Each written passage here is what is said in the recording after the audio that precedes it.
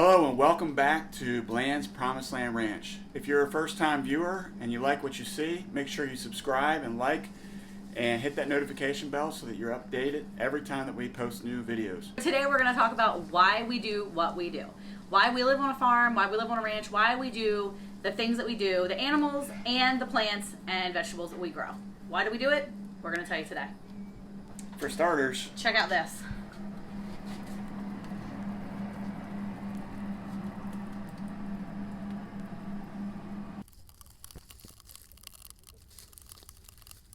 it's super important for us to know when our refrigerator is going to be filled. And a lot of times people go to the grocery store to fill their freezers. But for us, we like to make sure that we have a tight grip on when we can expect that freezer to be filled and not have to worry about what is or isn't available in the grocery store. So we have a large family, and it's important for us to know that we have the things on our shelf, in our pantry, as well as in our freezer. So one of the things we really wanted to touch on in these videos, and especially this video, is why we grow the food that we grow. The animals that we grow, the animals that we raise, we choose them for a reason. It's because the speed in which they reproduce. It's the fact that our people in the house like to eat that meat. So when our bellies are full, we're happier.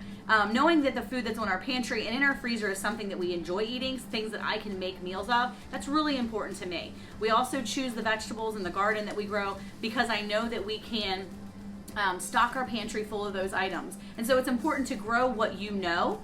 Also grow what you like to eat. Grow what your family will consume. If you grow rutabagas and your family hates rutabagas or turnips or any of those things, maybe your family loves it, but if they hate it, there's no point in growing it. Because I'm going to tell you right now that when I grow kale, which I do, I am one of the few that like it. About half of my people eat kale. But you better believe that I'm growing it and I'm going to put it up in the freezer or in the pantry somehow and whatever form I save it in, and I'm going to try to keep putting it in there and let the kids eat it more and more. The more you have it in front of you, if one or two of your people like it, it's worth trying to grow and to be able to put it out there for your family. So let's get started on why we grow what we grow and what we grow here on the farm. So for starters, we're going to head over to the pig pen and look at the pigs that we have here on the farm.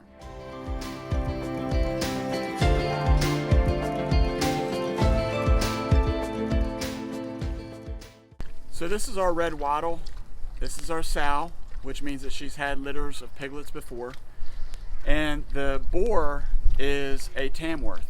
And so the body styles are different, and it's important for us, as Monica said earlier, to make sure that you're picking things that you like to eat. So while she offers us the length in the body and then a lot of belly so that it can be used for bacon, the boar is more shoulders and the rump. So the different body styles combined gives us great options with the different piglets. And so you can see in some of these piglets down here that the darker red one on the right has big shoulders, whereas some of the other ones have a longer body style. And so it gives us different options as to what we want to grow up and have as a butchered product. So for us, we like having the different options like bacon and hams and roasts and things like that. And one of the big things that we like a lot is shredded pork so that we can make barbecue, nachos, and you know, the key is, again, to choose the things you'd like to eat. Now, one other thing that we like to look at with the pigs, the reason why we like to grow them is because also the gestational period, or in other words, the amount of time that this pig is pregnant is roughly 4 months. The saying is 3 months, 3 weeks, 3 days. So roughly 4 months is a general area where you want to focus. And so we know that in tough times, if we needed to breed her 3 times a year, we could. We won't do that to our animals. So the big thing is just understanding what the animal can produce and how long it takes for you to be able to take from them the meat. And so the good thing is that we'll see the fruit of our labor here soon when we get 3 of our piglets back from the butcher.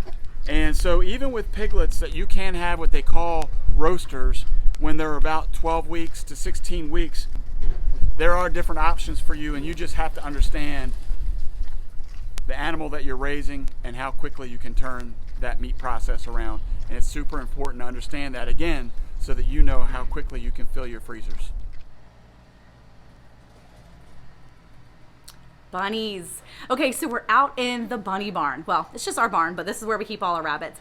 So when we first moved here, our daughter really wanted some bunnies, and we had always wanted bunnies in Maryland, but that was not possible where we lived. So for us here, we decided we were gonna get some bunnies. But here's the thing, everything on our farm is on the payroll, if you will. That means that everything here has a purpose, and bunnies certainly have a purpose. We chose bunnies as one of our animals to raise for meat, to be able to store and stock up in our freezer and our pantry, because they're clean, they're great for, they're good quality, heart healthy meat, and they're easy to raise. See, the thing is about bunnies is that their gestation period is between 30 and 34 days. At 28 days, we put the nest box in, and feasibly they could have babies about 28 days, but usually our girls, all our does, have their babies between 30 and 34 days, which means really in reality, we could have a lot of babies in 1 year.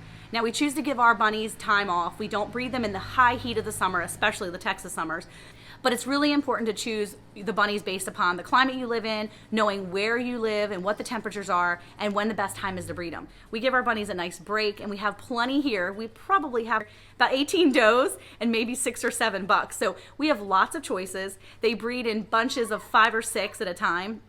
And for us, it's a nice way to stock up our freezers and our pantry with great tasting meat that our family will eat, and we really do enjoy. So bunnies, unfortunately for a lot of people out there, not gonna be happy with this. Rabbits are one of those meats that we choose to raise on our farm because it's a quick turnaround meat-wise. They taste great, and they're super cute and fluffy while they're here. We give them lots of love. Don't worry, we're not, we love our bunnies while we have them, and they have a great home here on the farm. So rabbits, great quality, good meat. It's a way to fill your freezers, especially if you're looking for a meat that's quick to raise and nice and clean and easy and quiet.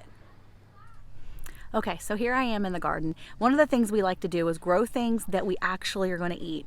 I like to grow vegetables that my children and my family will enjoy. Sometimes you can rotate your crops depending on what you and your family enjoys. For instance, I have a big swath of this garden that I pull apart and I keep separate for green beans.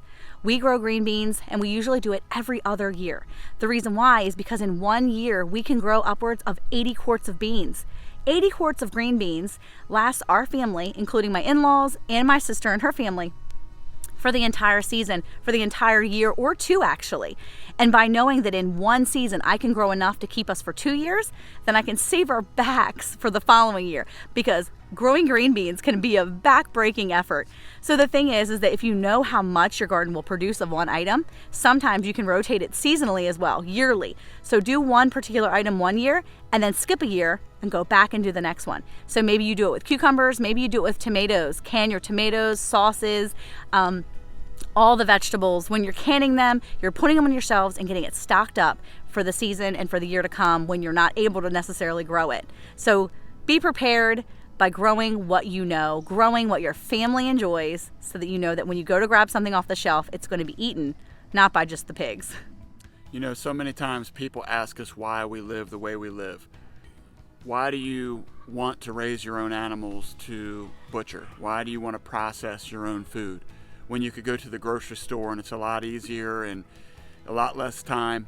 We know what it has taken to get that food on our plate. It is a lot of work, but it's so rewarding.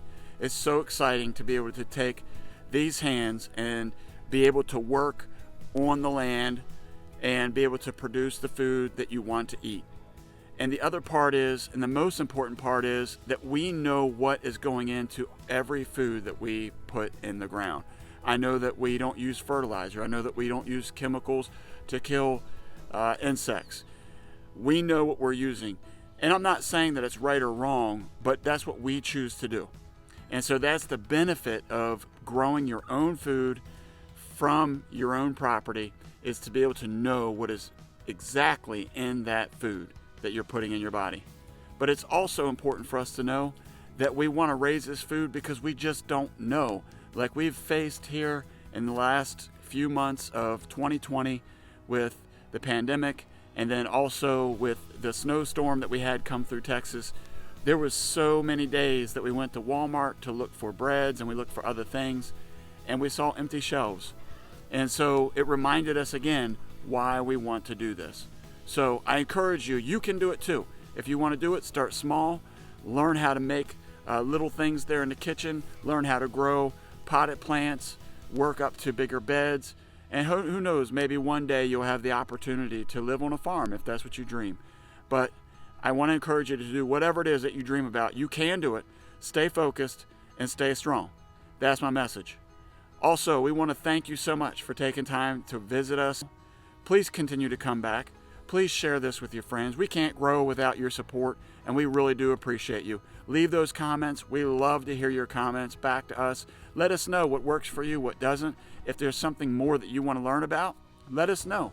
So until next time, continue to thumbs up, comment, share, subscribe, hit that notification bell. Peace. We also sell our bunnies just for the chubby chickies. Chubby. In today's video, we're going to talk about why we try to prepare. I don't even know what I'm saying.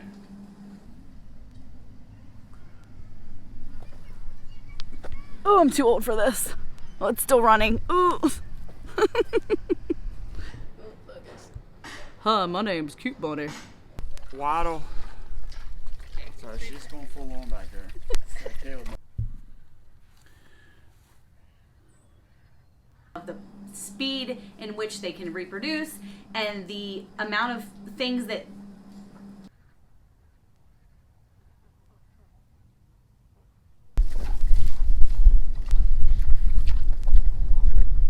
Okay.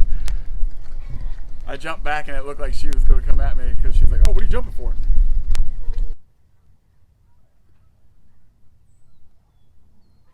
I'm too old to get up off the ground. Oh my word, what are my children doing?